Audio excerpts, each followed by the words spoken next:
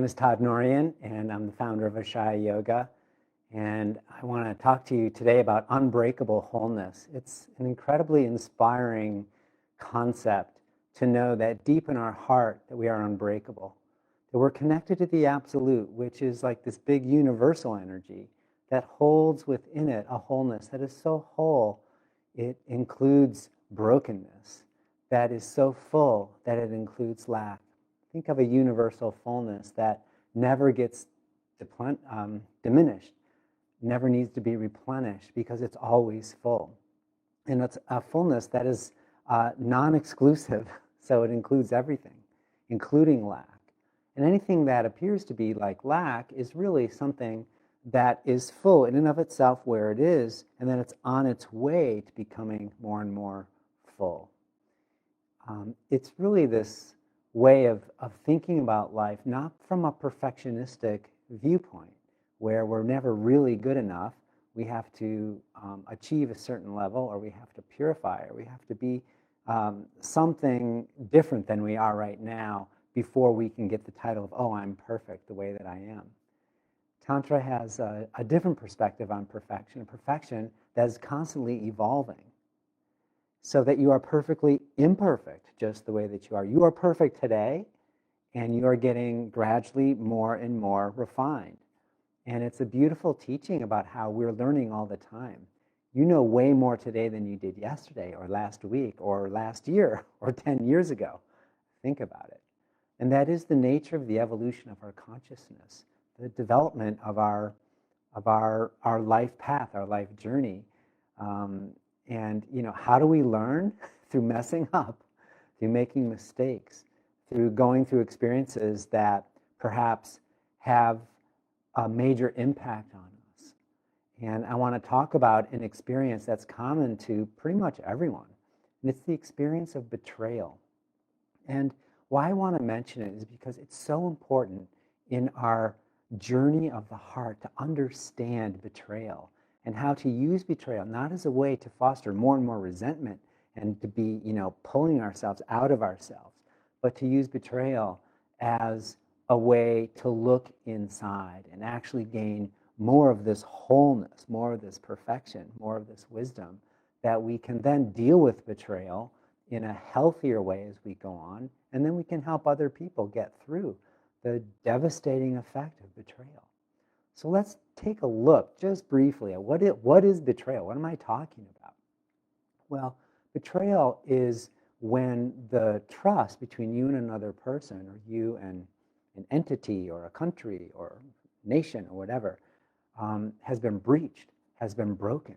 That you discover that a lie was told, that someone said that they gave you all the truth, there wasn't anything more. And then you found out that there was, and you can confront that person, and it's like, whether they admit it or not, a betrayal of your trust has been done. It's hurtful to the heart slams shut, because no one likes to be lied to, and we have this instinct to protect ourselves. So you should close down, and it hurts, and we go through all these various stages depending on how deep the betrayal was. But what I'm trying to say is, instead of letting betrayal be an impasse, we need to learn how betrayal is really a rite of passage. And I've been through so many betrayals, and some of you know my story, but I was associated with one community for a spiritual community for actually 17 years. And then it turns out that the founder was having sexual misconduct, and that all came out, and I didn't believe it at first, and then it was proven, and the whole community dissolved. And just the amount of betrayal that I felt, that here I was following the spiritual path and all the teachings, and I was close with the founder who was having all these, misconduct, and it took me a long time. I was deeply hurt. But I realized what helped me get through that experience.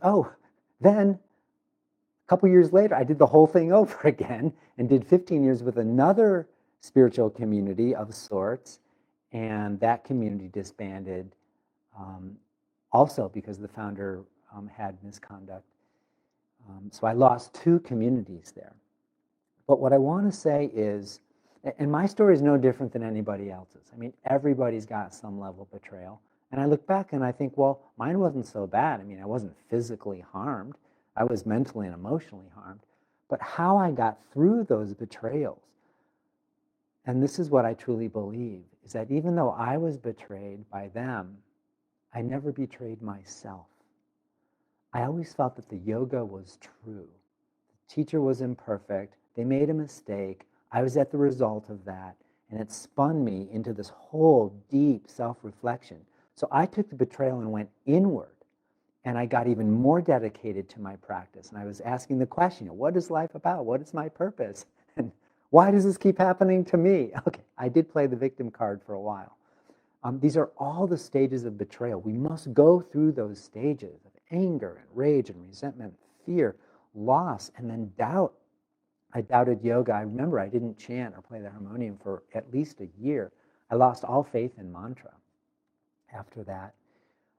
But I gradually got myself back because I realized that the practice of yoga was good, that the practice of yoga was true, and that my experience of having just these amazing insights and depth of stillness, this sense of deep health, to be able to truly thrive in my life is true.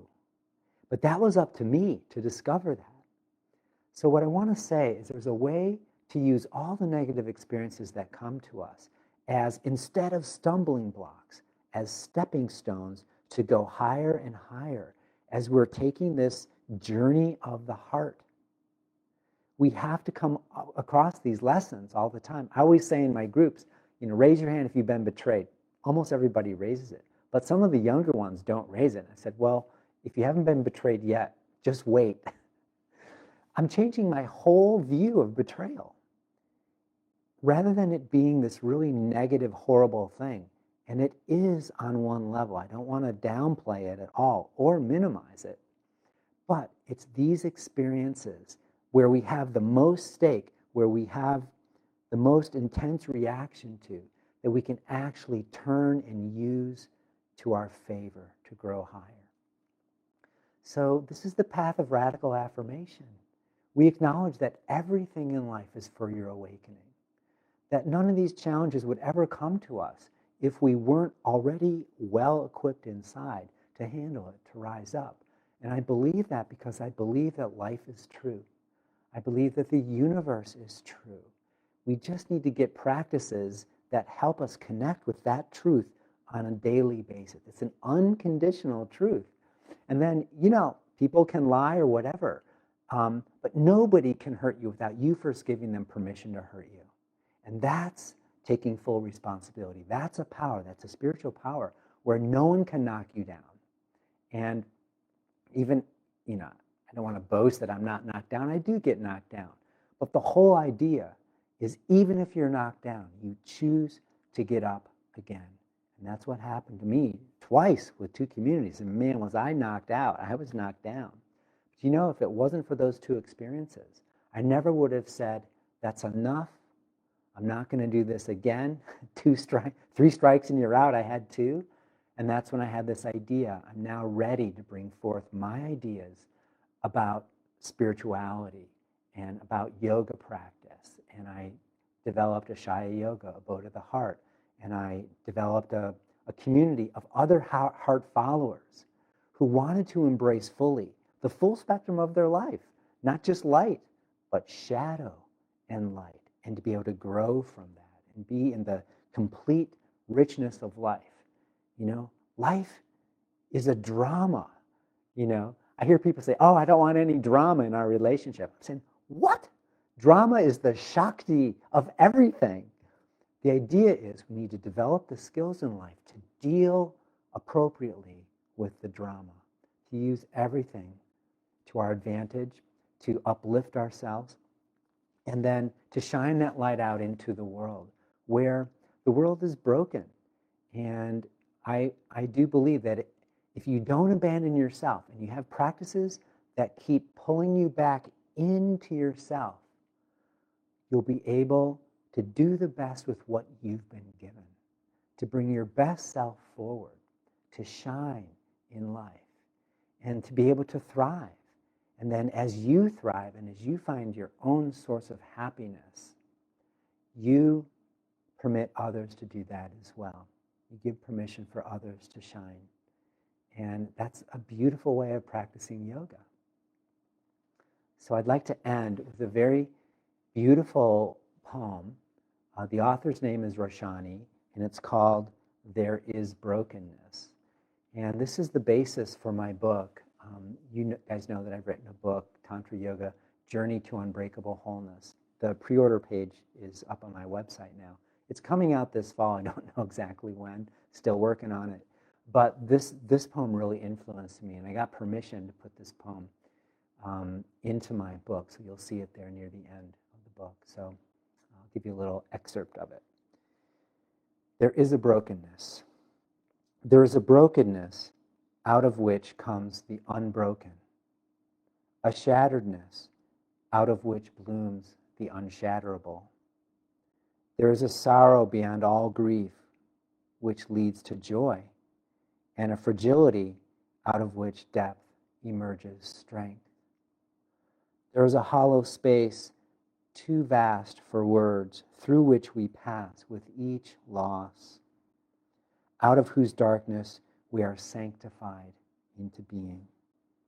There is a cry deeper than all sound, whose serrated edges cut the heart as we break open to the place inside which is unbreakable and whole while learning to sing.